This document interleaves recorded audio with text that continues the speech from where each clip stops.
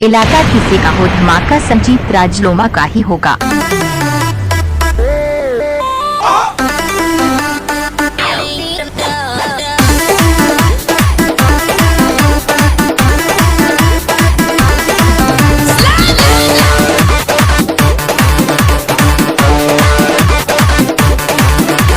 दूर हटाओ डैडी सैडी, बहुत पी लिया कोला कैंडी, अब करेंगे मर्दों वाली बात।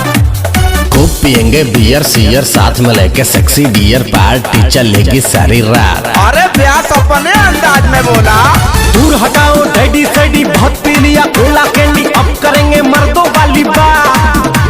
खूब पियेंगे बियर सियर, साथ में लेके सेक्सी डियर, पार्टी चलेगी सारी रात। लवंडिया लवंडिया लवंडिया लंदन से लाएंगे, रात भर डीजे बजाएंगे। लौंडिया लंदन से लाएंगे, रात भर डीजे बजाएंगे। डीजे संदीप लोमा।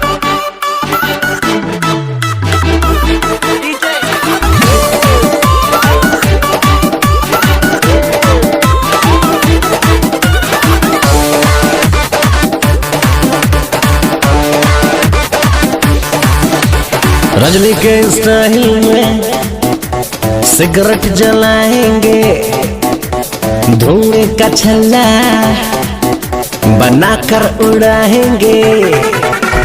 रजनी के स्टाइल में सिगरेट जलाएंगे, धुएं का छल्ला बनाकर उड़ाएंगे। लवंडिया लवंडिया लवंडिया लंदन से लाएंगे, रात भर डीजे बजाएंगे। लौंडिया लंदन से लाएंगे, रात भर डीजे बजाएंगे।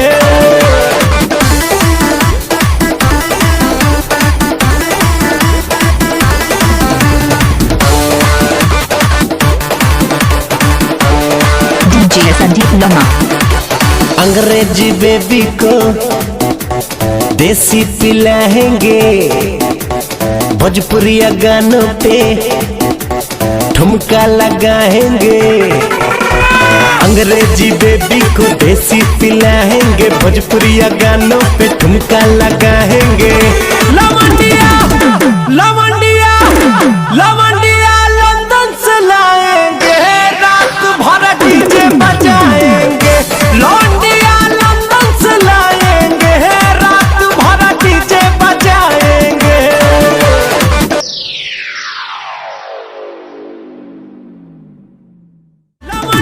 इलाका किसी का हो, धमाका संजीत राजलोमा का ही होगा। लंदन से